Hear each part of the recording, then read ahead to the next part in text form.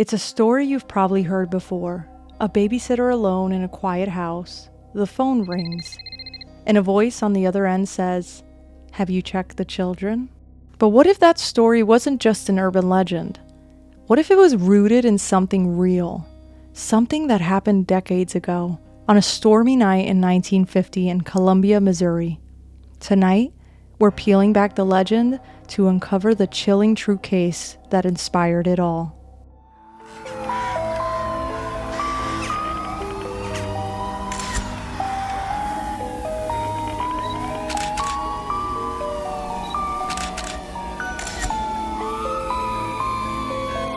Welcome back to Macabre Mondays, where mystery meets the macabre with your favorite deadly married duo. I'm Alé. And I'm Tom. Your guides through the strange, the sinister, and the spooky. We have to do that at least for the last episode of Halloween. Halloween. Well, October, because it is Halloween month. This is Halloween. This is Halloween. Halloween. Halloween. Halloween. Halloween. In this town. We go home in the pumpkin song. In this town, Careful. don't mean none. We'll get copyrighted because you sound just like it. I do. I'm oddly really good at shape-shifting with my voice. I know. I agree. Wait, was that Lainey Wilson I heard? Stop. That is a compliment and a half, Tom. You know how I feel about Lainey. You sound just as good. I love Lainey. Lainey, we love you. Oh my God, be my friend. Subscribe. Be my friend, please. Okay. Before we get into today's episode, I can't even believe this is the last episode of October. This is our first ever October on Macabre Mondays. Like, how cool. I can't even believe how many weeks we've been doing this. I know. And it's kind of crazy. And everybody that's been along for the ride. It's just been so much fun. I still remember when we hit 10 and I had to figure out what the hell I was going to do with the website because we had so many episodes. Yeah, that's true. That was so much fun to think. I remember at the time, I'm like, oh my God, 5 episodes. How cute. And here we are. This is our 42nd episode. And we've only got 4 nights left of 13 Nights of Macabre. Ooh. How is it? First off, how's everybody loving it? I've been getting a lot of comments saying that people are loving it, eating it up. Everything I'm seeing, people are just messaging. So can I get the nights earlier since I know you personally? No, you can't. You can't. Sorry. Everybody has to wait. Everybody has to hate. But round of applause for Tom, sounding like Zach Bagans. Yeah. Which, is it just me or is there anyone else that didn't realize his last name wasn't Baggins? No, remember when I found that out? Yes. Everyone's like, wow, like you're late to the party. So I'm sorry, but I Apologies. swore for years that it was Baggins, not Bagans. Well, now we learned. But we are having so much fun with the 13 Nights of Macabre. I'm so glad that you guys are too. And I think it's going to be a really fun tradition that will continue on like for the Octobers to come. Oh, we will have to. Honestly, it's been so good. Yeah. The story is amazing. yeah, I think the story's good. great. And I'm just so happy. I'm so happy that you guys are also happy. And for those that aren't happy, it's okay. It's okay. There's other things we could do. There's other things. We don't take it to heart. It's okay. It's okay. Yeah. It's not, It'd be right. It's all right. It's just not for everybody. And that's fine. We're not ones to get offended or be upset about that. I like coffee. Ale doesn't like coffee. I don't like coffee. We have different opinions on coffee. Am I going to be mad at him for it? She loves horror. I've been dragged into horror. Dragged along for the ride. Does it matter what he wants? No, because he's married We're to me. married. Dun, dun, dun, dun. No, guys, just so you know, he does get his own say in certain things. He's not like a prisoner. The key word is certain things. Well, I'm just glad that you guys are enjoying the 13 Nights of Macabre. There's only 4 nights left. I know there were some people who said that they were going to binge it all once everything was out. I can't wait I don't know how y'all are waiting. Yeah. I wouldn't be able to wait to binge everything. No, I can't. I'm also not a binger though. You're a binger. No, I'm a binger. But if a show is out, I gotta watch it. Like religiously. 90 Day Fiance. Oh my God, 90 Day Fiance. Love is Blind. Love is Blind. Guilty Pleasures. Balin Out Loud. Balin Out Loud is a new one we just watched. Mm-hmm. Anyways. Reacher. Yeah, Reacher's a good one. Well, today's episode, which is the last episode in October. Okay. I am dressed up as Wednesday Addams for those that aren't able to see us visually. And Tom is Facebook. Get it? From Jim Halpert. Yeah, Jim Halpert. Book. The Office. You guys can't see, but we'll post a photo. Yes, we'll post photos. But that is our outfit for the last episode of October. We hope you guys loved all the outfits that we've been putting on together, the costumes. They've been so much fun to just... It really has. It's just been fun to just dress up. I gotta say, the pressure of trying to figure out a new costume for every episode actually was easier than I thought it would be. Yeah. And I think it's just we were getting creative with it. Like, oh, what do we have at home that we could just reuse or maybe just add little things to it or whatnot? I thought it was so much fun. But today's episode, okay, Tom, have you ever seen the movie When a Stranger Calls? No. You have never seen the movie When a Stranger Calls? Why is it you're always surprised by this? Okay, have you seen like Black Christmas? No. Okay. It's going to be a good one, guys. If it's scary, I've never probably seen it. It's going to be a good one. Okay. Well, the common theme with these movies is that... It's scary. Yes, 100% scary. But there's a common theme where, and I'm sure you've heard of this theme, it's a common horror trope where it's a babysitter who's babysitting some kids or a kid. Oh, Halloween. No, but yes, she does go. She does go do that. Yes. No, but she's babysitting a kid, like whatever. It's her job. And she gets a phone call from a stranger. Oh, Scream. Similarly, yes. Oh, okay. She gets a phone call from a stranger. And it's the notorious phone call that says, "Have you checked the children?" Oh. Wait, hold up. We're getting ready to cover a case, and you're explaining this movie, which now is leading me to think this theme is going to be real life. Good. Let's get into it. Good clues. I'm excited. Good context clues. Yes. Well, it's actually an urban legend. What? That actually stemmed and was inspired by a real life case. Really? Yes. So the urban legend is a teenage girl who's babysitting. She's hanging out at the house and she gets a phone call. Okay. Have you checked the children? And she's like, what? And the children are gone. What are you talking about? Who's this? Literally, that's how it goes in the movies. Yes. But then the girl, she dismisses like the anonymous call. She doesn't even know. She's like, I don't know what the hell this is. It's probably a prank call, right? And it's usually around spooky time. Makes sense. But then when she keeps getting these phone calls and she calls the cops end up telling her, it came from inside your house. It came from inside the house. Get the fuck out of here. It came from inside the house. So that is the typical urban legends. And it's just one of those scary stories. I don't remember it being told to me like growing up, but it was an urban legend that a lot of people, apparently, it was passed around, okay? Because it is spooky. It is scary. And just now we had a power outage. Just now we had a power outage. And Tom's like, oh, do you want me to just go, why don't we go grab something to eat real quick? And I'm like, no, we can't go. Like, the dogs are here. I mean, we have a bunch of like lights and stuff like that we use around the house and candles. But I'm like, we can't. Like, I don't want to leave the dogs alone. He's like, oh, yeah. So he's like, let's just take them with us. Oh, no. He's like, why don't you just stay here? I'm like, are you kidding me? This is the start of a horror movie. No. I'm coming with. Me and the dogs are coming with. We're going. I've been stuck here before. Once or twice.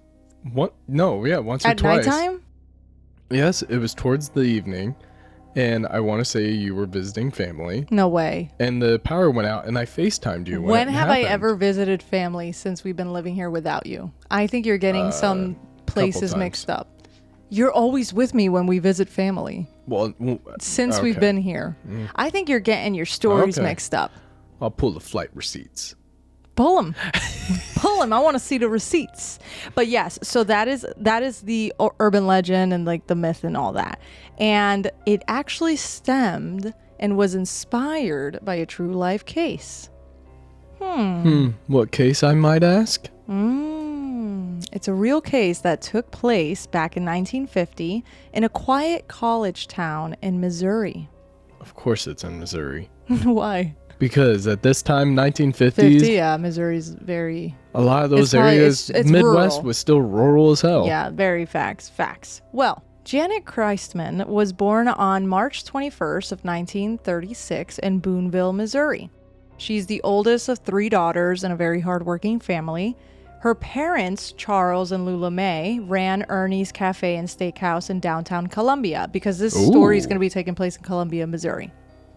They also, the family lived in the apartment just above the restaurant, so they all like worked at the restaurant. Oh, that's kind of cool. Yeah, and then they lived upstairs, which it kind of reminds me of Bob's Burgers. Yeah. Ugh, I love that. At midnight, I'd be like, "You want a steak? Let's go make a steak." If you want a burger, then get a burger. If you want a steak, if you want a shake, then get a shake. Well, she was known for being mature beyond her years. She was very responsible, very polite, and she was just a little bit shy. Okay. But she's always had this determination to help her parents wherever she could. And at just 13, Janett also looked a lot older than most girls her age. Okay. Her early maturity sometimes drew a lot of unwanted attention. I can imagine. Yeah, she didn't really ask for the stares or certain things, but she didn't really bother with this. Like she didn't even entertain it. She's 13. She's got other things to worry about. She's not focused on like cat collars. She's not really worried about that. She's got her own shit she's dealing with. She's doing her own thing. She's doing her own thing. Now, she was more focused on things that mattered to her, and especially mattered at the age of 13 if you think about it. Like school, she played piano, she was in her junior high choir, and she had babysitting jobs that helped her save for things that she wanted. Is that even a thing anymore? Babysitting jobs? Well, I'm sure, but at 13 is pretty... No, I know, but I mean at 13, 14, 15, I know friends that were doing that. Right. Well, because they were probably responsible enough. Like stopped. Yeah, people don't do that anymore. No. Probably not anymore. Nobody trusts anyone. Yeah, it's true. I mean, honestly, after the last episode with Sylvia Likens, real. You just don't trust your kids with anybody. You just never know sometimes. True. Even though they left her to... Yeah, but still, yes. Around March of 1950, she'd been saving for this burgundy suit that she wanted to wear for her Easter outfit.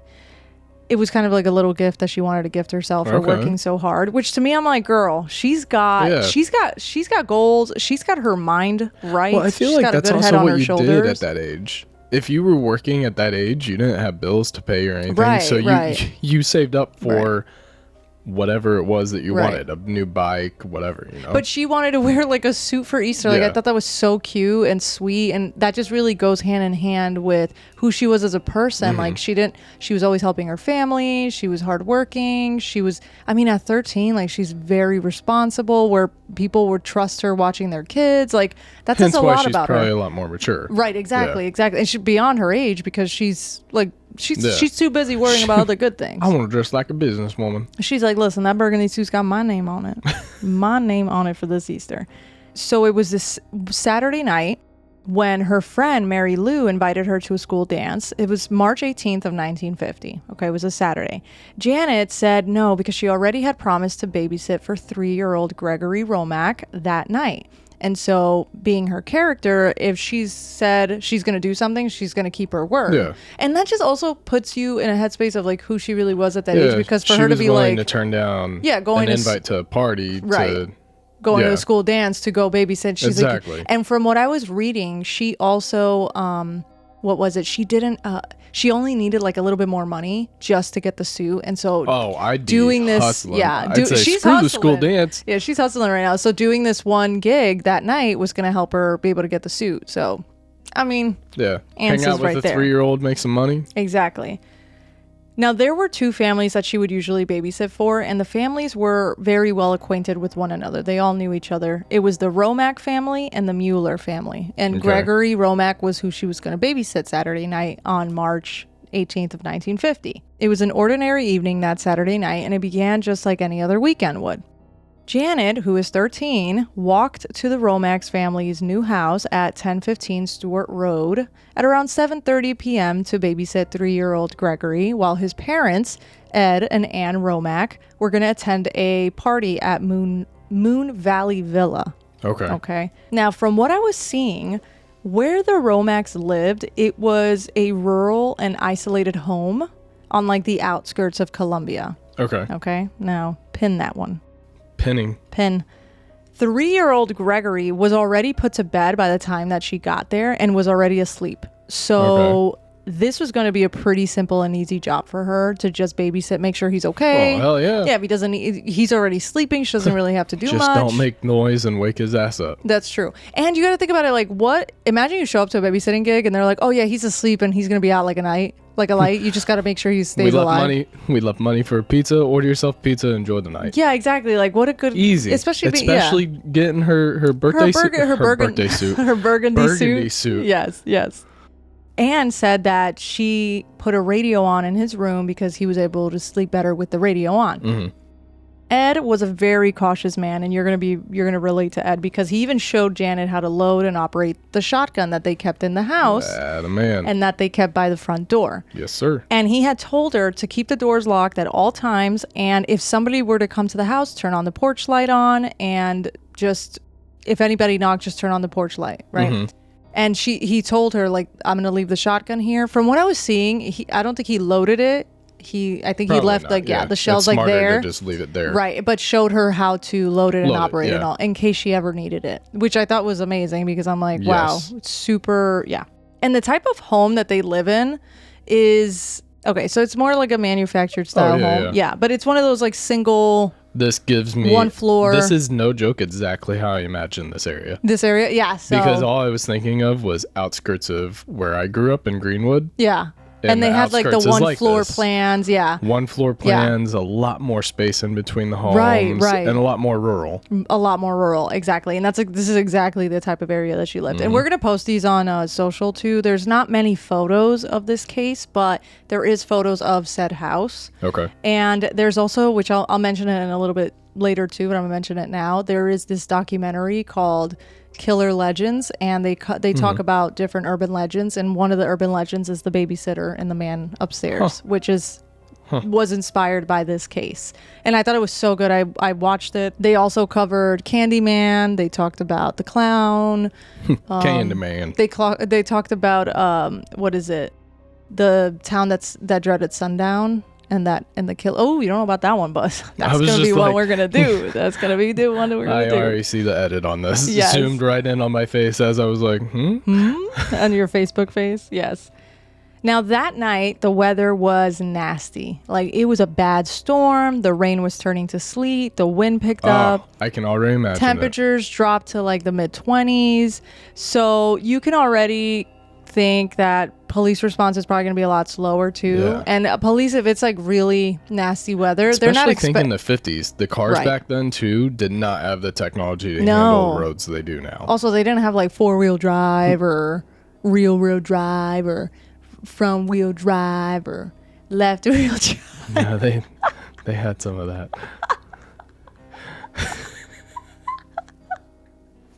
As I was saying it, I was like, they might, but I don't know. I'm not sure. You're like back in the 20s. Yeah, I was like, they didn't even have a wheel. They didn't even have a door. They didn't even have the trunk. Anyways, okay.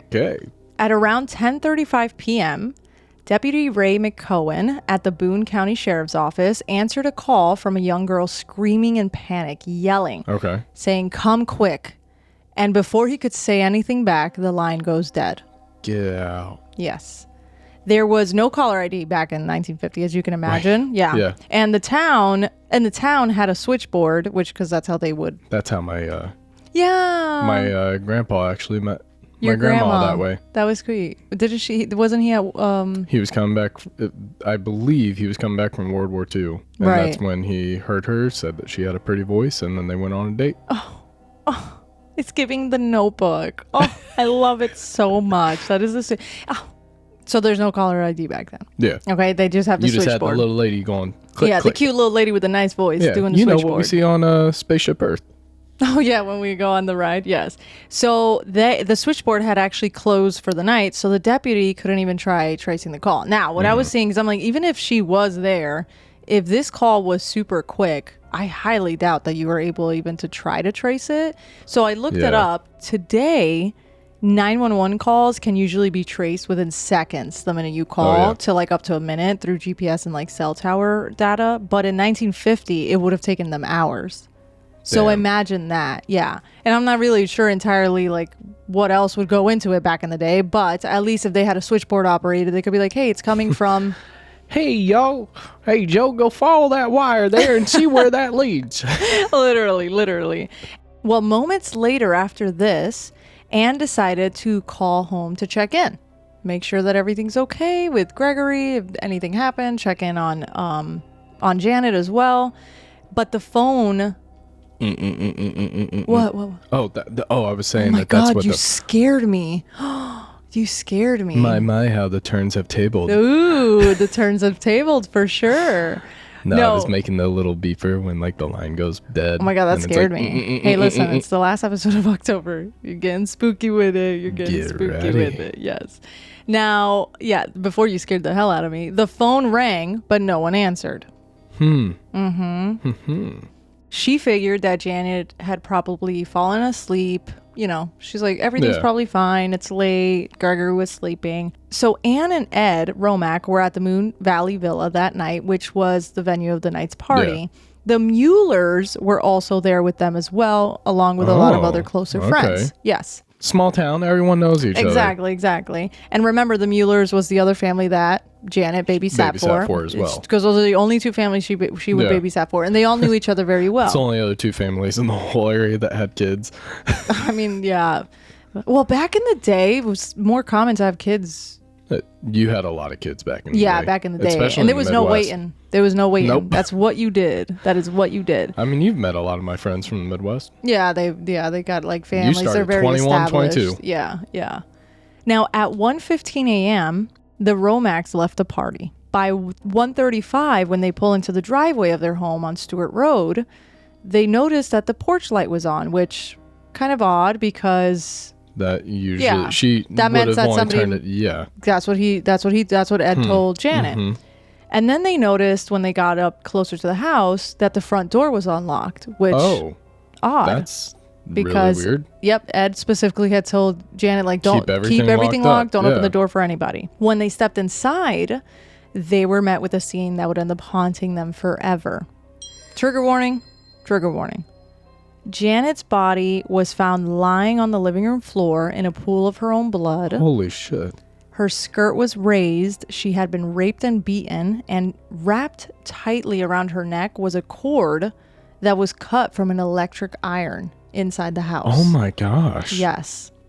One slipper was like laid across the room, and there were wounds from something that looked like a pencil that had been used to stab her because of how freaking pencil. Yeah, because of how small. So it looked like something like a pencil. The phone receiver was a few feet away from her, dangling off the hook. But thankfully upstairs, Gregory was still sleeping, and he had no idea. Get out of here. He had no idea what happened. Yep, he didn't even hear a thing. Nothing. Oh my gosh. Yeah. And the shotgun was by the door untouched. I know. Flabbergasted. Yeah. Speechless. Yeah. Because this all really kind of paints you this picture. Right, exactly. So when the investigators ended up arriving soon after, because they called the cops, the case started becoming a bit complicated from the beginning, because the Romacks house sat just outside Columbia city limits, which started a jurisdictional dispute. Yes, between the city police and the Boone County Sheriff's Department. So both showed up pretty much trying to claim that it was their case, which ended up becoming a big problem. I feel like that was so common back in the day. Yeah, especially even when you see the movies. Yeah.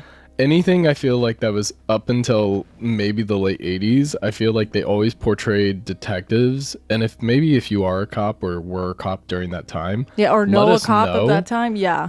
If this is true, but I feel like everything's portrayed as if it was even close to the line, the county line, those cops would go at it. And, no, this is our jurisdiction. Right, this is our case. This is not yours. Yeah. And that's always. And that's exactly what ended up happening in this case, which becomes a huge problem because they started withholding information from one another instead of working together to try to solve the case. Yes. And so that's already going to become... if this is how we're trying to solve this case, there's going to be some issues. Yeah. Now, evidence suggested that there was a struggle. There was blood smears everywhere. There were fingerprints across the living room and the kitchen. There was an adult male muddy footprints near the side window, and the back door was also unlocked and slightly open. Okay, so now they're trying to paint this picture. They actually called in bloodhounds, and the bloodhounds were able to track a scent for about a mile before they ended up losing it. Damn. So it didn't go any further than that. The side window, though, had been shattered with a garden hoe. But investigators quickly come to learn that that garden hoe came from inside the house, not outside. And it was a garden hose that was stored inside the home. The house? Yes. Same thing with the iron. You know how she was strangled with the wire? It was an iron from inside the house that was stored as well. So whoever came in must have known where that iron was. Yes. And then use that to murder her. And then what was the purpose of breaking the window then? Well, they were starting to think that maybe the window was broken after the attack, that maybe it was just staged break-in. Yes, just to make it look like a random home invasion of some sorts. And when in reality, the killer was probably already inside the house. You don't think this guy knows where he left his tools? Oh, Ed Romack? Yeah. He's like, are you kidding me? We know where the garden hose at. I know where everything is always. We know where the garden hose at. If he's showing the babysitter how to use a shotgun, yeah. He tracked everything. He knows exactly what he knows exactly. He knew where it was. Now, at this time, a lot of the authorities, they believed that the perpetrator had gained entry through the side window because the muddy papers that were found on pianos and all that, was nearby that. But you also got to think about it. The porch light was on. The front door was unlocked, which kind of implied that Janett might have known this person and let them in. Because why would they... Oh, what were you thinking? I wasn't thinking that. I was thinking maybe... This is my theory. Maybe they came up. She heard them by the front door. So she turned on the front porch light like she was instructed to. Mm-hmm. And then she went to the phone to start calling 911 because she's thinking, hey, I don't know who, but somebody was just here. And now they're not at the front door. I don't know where they've gone. And then they came in through the side. And that's when she got taken out, was when she was on the phone. Okay, interesting theory. She was yelling and then the phone went down. Interesting theory. Okay. That's my theory. Okay. Detective Tom. Armchair Detective Tom. Imagine somehow that ends up actually being some detective is like, we never thought of that angle. Let's look at it. And then all of a sudden that solves the case. There's been cases solved by way less. Like, no, seriously, it's insane. That's why a lot of people, there's a lot of hate between armchair detectives or couch detectives. Like, I think it is called armchair detectives. Yeah. Armchair couch detectives. Yeah, something like that. Because nowadays, even when you watch certain documentaries or whatnot, now they'll actually give you a link to where you can find all these case files. So then if you find yourself... example, think of the first case we covered on the show. Gabby Petito. Remember the minute she went missing? Oh, yeah, everybody was on it, yeah. Instantly started looking. Everyone started messaging one another. I think that's the one benefit we have in today's world is that there is so much technology and you can get a word out quick. Right. To where now if some crazy stuff happens, it's a lot faster to kind of reach everyone to where you can't hide. Right. And you got to think about it. Everybody and their mom has a Ring camera now or some type of camera system outside. Camera. There's cameras everywhere. Right. Which is wild. There's going to be some other cases that we'll cover where some people don't even realize that, or like not even some people, said killers or said attackers or whatever, the villain in the story doesn't even realize that, and then they end up getting caught red-handed because they're like, ooh, I didn't realize that my neighbor had 24-hour like security access, like recording all the time, and that's how I've been caught. And it's like, it's not, Can't say the same thing about the Louvre right now. I know, the Louvre. Did everybody see about that bank heist? That's wild. That was insane. Okay, so now remember, they're probably the front door's unlocked. They're starting to think like maybe she knew the person and let him in. Them in. Yes. Okay. The shotgun remained by the door unused. Which also kind of comes to think maybe, okay, I see where they're going, because she was told if you need it, use that shotgun. Right. Why wouldn't she have grabbed it if she didn't know them? Right, and so exactly, and so that's why they're thinking all together with these clues. It doesn't sound like this is a random attack. And also, Gregory is fine. Yeah. Gregory didn't even have any idea that anything was going wrong. And I'm assuming nothing was missing from the house? Nothing was missing from the house. So now this is giving planned, maybe even personal. Because it's like they came just to inflict harm on Janett. Yes. Or do something to Janett. Yes. And then leave. Then leave. Now, in the days following the murder, police worked around the clock. They were interviewing neighbors. They were collecting evidence and searching for any type of lead that might point them to Janett's killer. But from the start, like I said, the investigation was really messy. Dozens of men were questioned, but unfortunately, they were mainly Black Americans, which reflected the racial bias that shaped law enforcement back in 1950s. Janett's murder also was reminding them of other violent crimes that had shaken Colombia just a few years earlier. Really? So maybe a serial... Maybe there was a serial rapist, killer, a murderer out on the loose. And in February 5th of 1946, we have 20-year-old Mary Lou Jenkins, who was also raped and strangled with an extension cord while she was home alone. So we're starting to see some common similarities there, yes. Not long after, police ended up arresting 35-year-old Floyd Cochran, who also happened to be a Black American and was a man who had murdered his wife. After hours of intense questioning, Floyd Cochran ended up confessing that he was Mary Lou's murderer, but he ended up later recanting that he killed Mary Lou. So there was really no physical evidence that linked him to the crime, but he was convicted and executed a year later. In 1947. Yes. So there's really nothing that linked it to him other than him just confessing that he did it, but then he recanted it. So we don't know. Nobody really knows. But still, even after he was executed, Janett was murdered in 1950. So if this is the same, it couldn't have been him, right? That sounds because the violence didn't stop. We're still seeing the violence happening, the attacks. I see what you're saying. So over the next few years, the town was really much plagued by all these type of reports of prowlers and attackers. And around Halloween of 1949, there was a 16-year-old babysitter who was raped by a man wearing a homemade mask.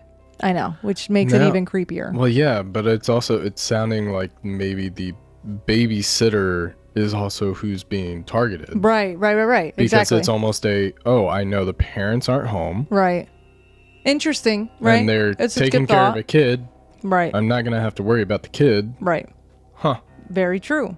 And weeks later after that attack, there was an 18-year-old Stephens College student who fought off an attacker who broke into her home and tried to attack her. Huh. So, interesting. But not long after that, a masked gunman robbed and attacked a couple near Hinkson Creek, which was a lover's lane at the time. I know. What is up with my Hinkson Creek? My pronunciation today is it's intense. Okay, my accent's a little bit much. Before he assaults the woman, and then he ends up just fleeing. Police also eventually arrested a peeping Tom named Jake Bradford, and they noted that the incidents slowed down, but they still never really stopped. So we can't really... We're still seeing we can't really see. And also, it seems like a lot of the clues that they have with these cases are they're similar, but they're not the exact same. Yeah, there's some similarities, but it's not. We're not seeing all the same pattern. Right, exactly. Many of the locals began to wonder, were these connected though? Were the crimes connected? Could the perpetrator have just returned and continued doing it? Now, in the documentary that I was talking about, Killer Legends, they explored the possibility of suggesting that maybe Floyd Cochran may have been wrongfully executed for the murder of Mary Lou, and that the real killer might have still been out there when Janett Christman was murdered, which could definitely be. Seems very likely. Very likely, right? It's a plausible theory for sure. Now, despite the long list of potential suspects, there was one name that was starting to stand out. Okay. Robert Mueller. Why does that name sound familiar? Robert Mueller. Who did Janett babysit for? The Romax and the Muellers. Get the But no, he was at dinner with them. He was 27 years old, friend of the Romax, and he was married to a father of 3. He was a well-known face around Colombia, a longtime friend of Ed Romax. They had gone to high school together, I was seeing, and after graduation, Robert served as a captain in the U.S. Army Air Corps during World War II. Just for those that don't know, that was before the Army and Air Force were two separate things. Oh, really? Okay. Yep, the U.S. Army Air Force. Oh, that's so cool. Go Grandpa. And he ended up earning was described of like a distinguished record. So he was kind of like, I don't want to say he was a hero, but he was like, a lot of people knew him. Yeah, a lot of people knew him in the town. When he returned home, he helped his father run Mueller's Virginia Cafe, which was a popular local spot, and he also worked as a tailor. Okay. He had a reputation for dressing really sharp and carrying himself with this like quiet confidence. People who knew him remembered him for his neat suits, his polished shoes, and always wearing a small mechanical pencil. He was always kept clipped to his shirt pocket. She was stabbed. Well, he had hired Janett to babysit his own children in the past and was also known for making uncomfortable comments about young girls' bodies.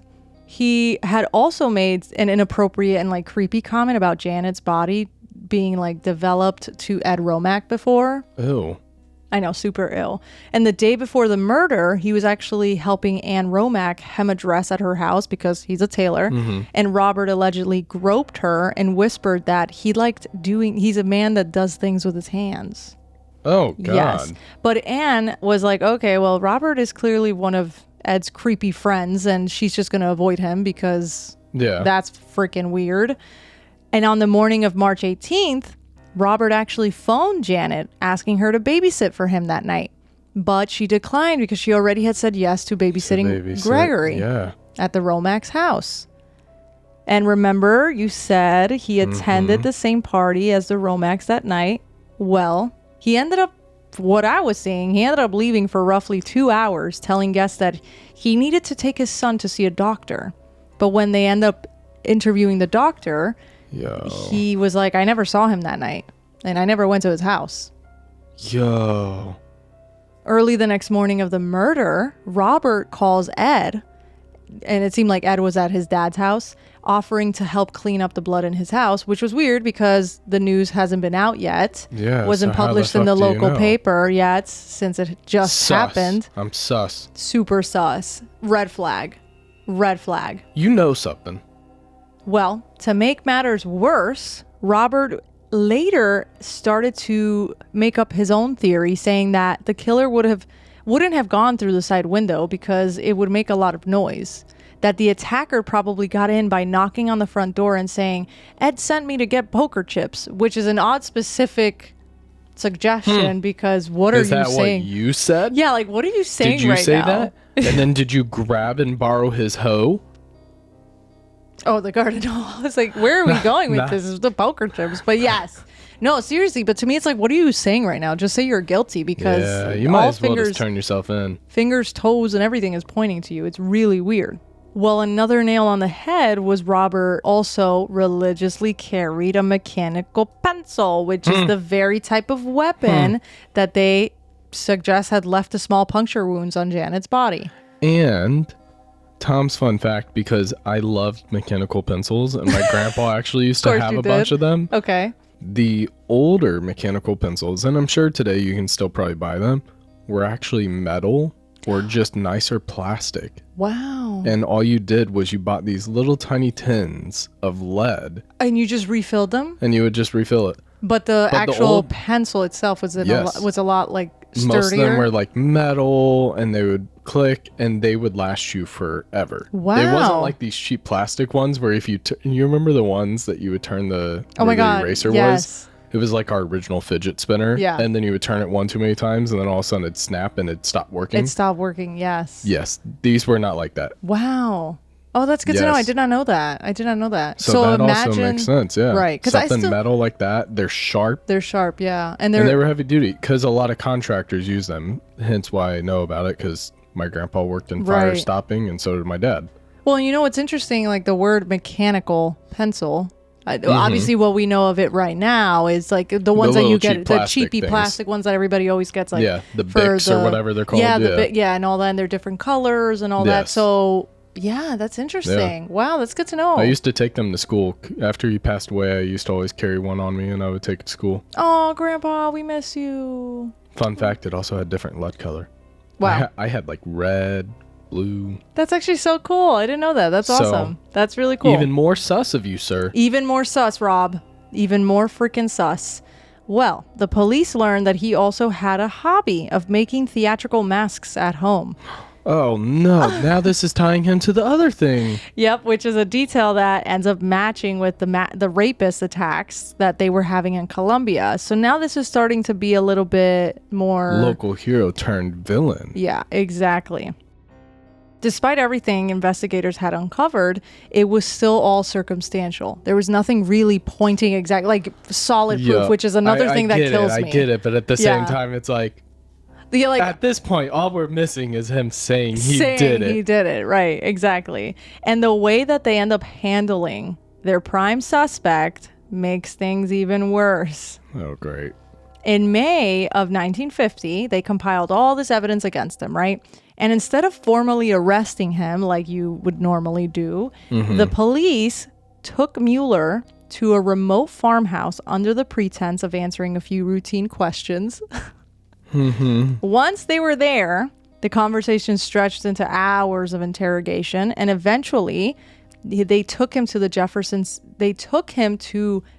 City for a polygraph test, and he passed, which for context, as we know now, a polygraph test, which is a lie detector test, quote unquote, right? It just measures things like your heart rate, your breathing, your skin response and all that while someone answers questions. And back in the day, I'm sure it did not measure near as much as they do now. Well, in 1950, lie detectors were still experimental, but they took it like to heart. They were like, oh, he must be telling the truth. Yeah, because at the time, really, they thought this was like the new... It was super innovative. And they're like, oh my God, we've probably captured other... Yes. So they were like, well, he's not lying. Which to me, I'm like, yo, that's wild. What? That's crazy. What do you mean he's not lying? That's crazy. Yes. There's too much. That's what I mean. And even now, like courts, they obviously they don't take them that seriously. Yeah. But back then, like passing one was practically seen as proof that you had nothing to hide and that you were telling the truth. Yeah. And so they really took it face at hand. Is that the phrase you say? I think so. Yeah. Face first. Whatever. Yeah. Yeah. Yeah. Exactly. And with little else to go on, the judge called a grand jury, which for those that don't really know, a grand jury is a panel of citizens that are tasked with deciding whether there's enough evidence to charge someone with a crime. And the only reason why I specifically know this is because my sister, she had a grand jury like a couple months ago, and she was telling me all about it, and I was like, damn, that's crazy. Yes. But without all this physical evidence or a confession, the jury declined to indict him. So they didn't proceed with charging him with anything. Yes. That's wild. Robert Mueller, he maintained his innocence to the end. He actually later filed like a civil rights lawsuit against the law enforcement for the way that he had been treated. He lost the lawsuit, but he ended up leaving Missouri soon after and eventually settled in Arizona, where he lived out the rest of his life. He ended up dying in 2006 at the age of 83. Damn. Never charged, never officially cleared, but still hit the prime suspect of suspicion here of... That's crazy. Yeah. And I also wonder, which I didn't look into that part because I just had the thought just came to me now. I'm going to look into it. But I wonder if after he left, the crimes continued. Well, I was just going to ask. Like, did when he moved to Arizona, did random stuff happen there too, or? Oh, I didn't see anything about that.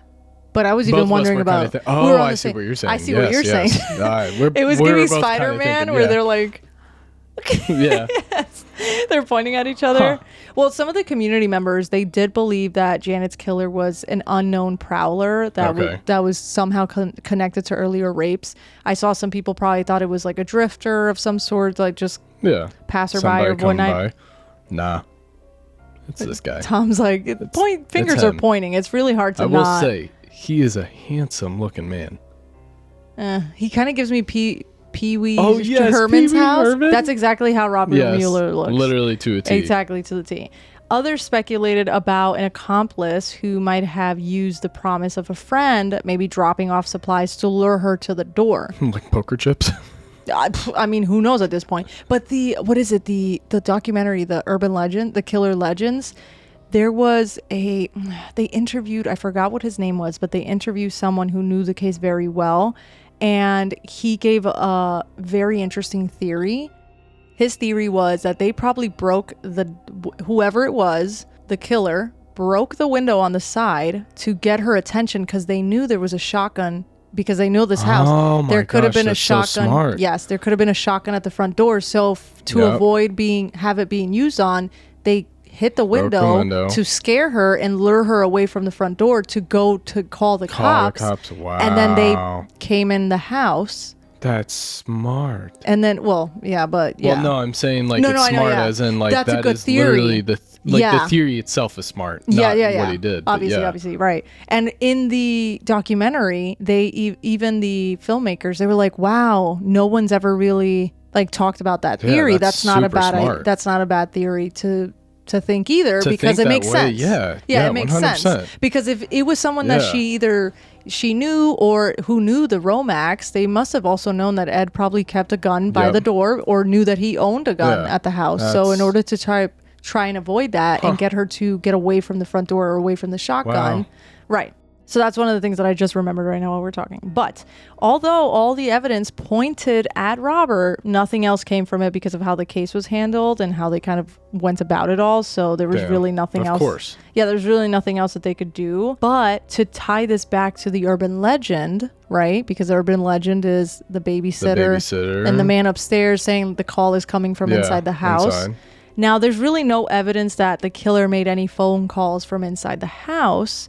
That element solely belongs to the urban legend and has evolved with itself. But everything else, like the babysitter being home, murdered, trying to protect the kids, that kind of stemmed from all that. Okay. Now, the aftermath after all this, like once they lost Janett, it devastated two families. The Romax eventually moved away. Ed remarried and died in 2016 at the age of 93, and Anne followed him decades earlier. Damn.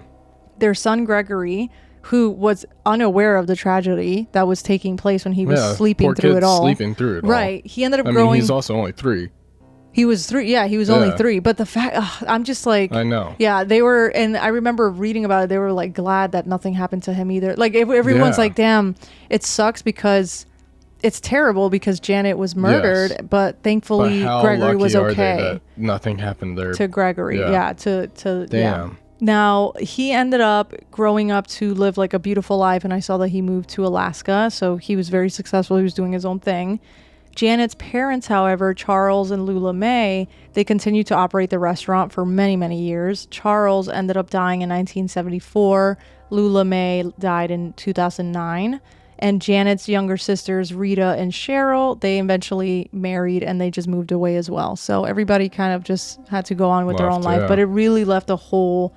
Like everyone's life, especially her family and those who knew them and knew her and all that. And every year they've had to pretty much celebrate her birthday, without her and be able to see who she would have become because she was such a bright young girl. She was already so driven at such a young age. So imagine the things that she would have been. Yeah. Right, exactly. And I also saw somewhere that they ended up burying her with the burgundy suit. Oh, at least she got it. I know. That sucks, that broke my heart. But it's like, yeah, the one that she was going to buy for Easter, they buried her in it. Yeah. I was like, oh man, that really like tugged at my soul.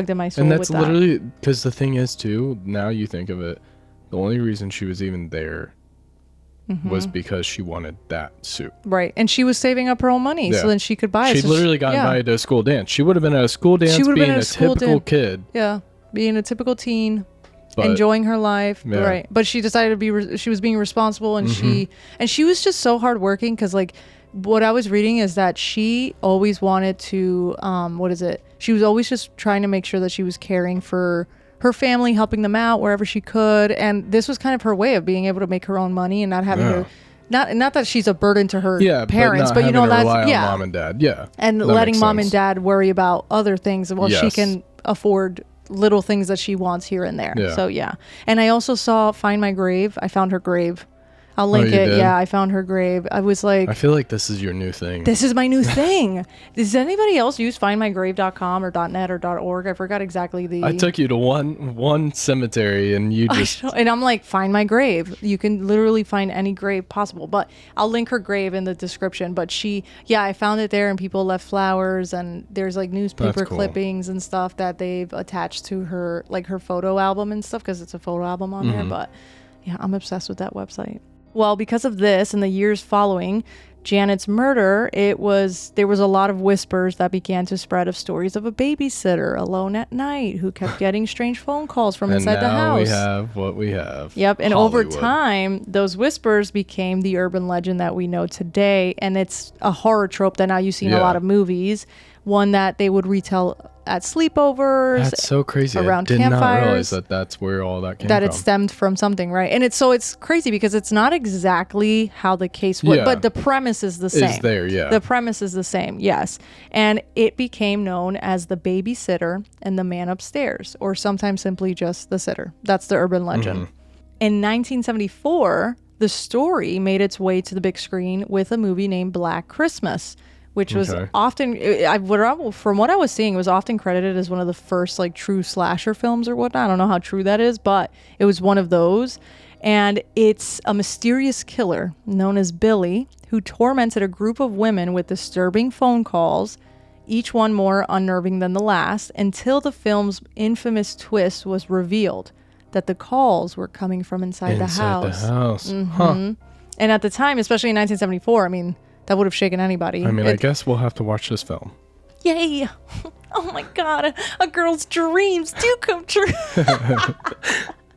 You love your films. I do. I just can't help it. I just love anything spooky. And it's Black Christmas, so I guess we have to watch it. Yeah, it's a little bit of me and you. Season. A little bit of me and you. Yeah, Halloween, Christmas. Oh my God, yeah, that's interesting. Let's do it. I love that you said that. So yeah, if you can imagine 1974, this shook up a lot of people. And also it's very relatable because a lot of people grew up babysitting. Yeah. So imagine now you're scared shitless because if you're going to go babysit. So it's a scary story. It's an urban legend that's now been told down decades to decades. Look at that. Yep. And whoever knew the story of Janett's story growing up, if you kind of see a connection there, you would be like, oh no, I remember in my town this happened, or do you remember the story was in the news? And so one thing leads to another. And an urban legend has become a thing. Crazy. A few years later, the story resurfaced in When a Stranger Calls in 1979, but then they remade it in 2006. That's the one that I watched. Yeah. I remember watching it growing up, both keeping the same chilling premise alive for just a new generation. Yeah.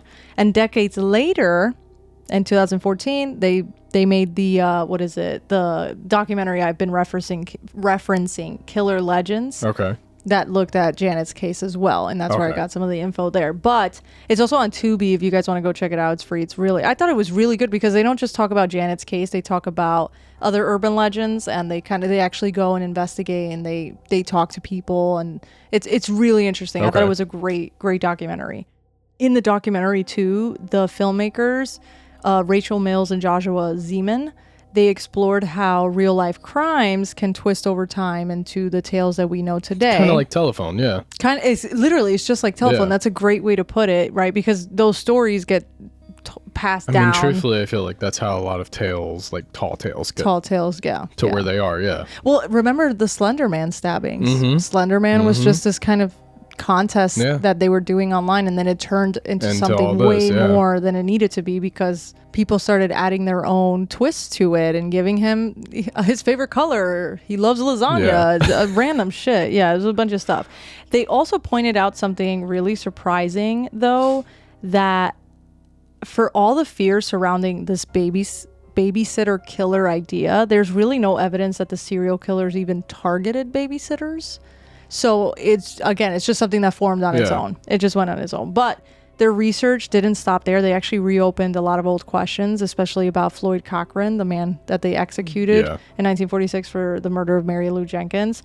And it really, they start questioning too, if it's like, what if he really was innocent, you know? Yeah, and then we just executed an innocent man. Right. So then that leads into a whole other thing. But 75 years later, the murder of Janett Christman is still unsolved, with Robert really being the only main suspect, but he also passed. So in my books, I know it was you. Yeah, I mean, everything kind of leads to it, okay? You kind of knew a little too much.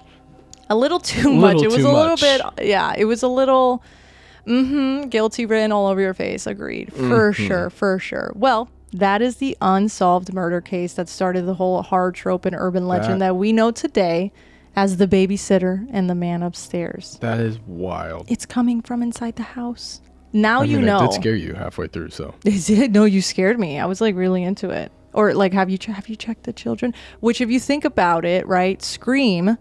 It wasn't inspired by Janett's murder, because I looked that up too. Because I'm like, oh, Scream. When literally even the opening movie, it's like, hello, what's your favorite scary movie? Right? Yeah. I was like, that's Scream with like a sassy attitude. I was gonna say, he's not that sassy. What's your favorite scary movie?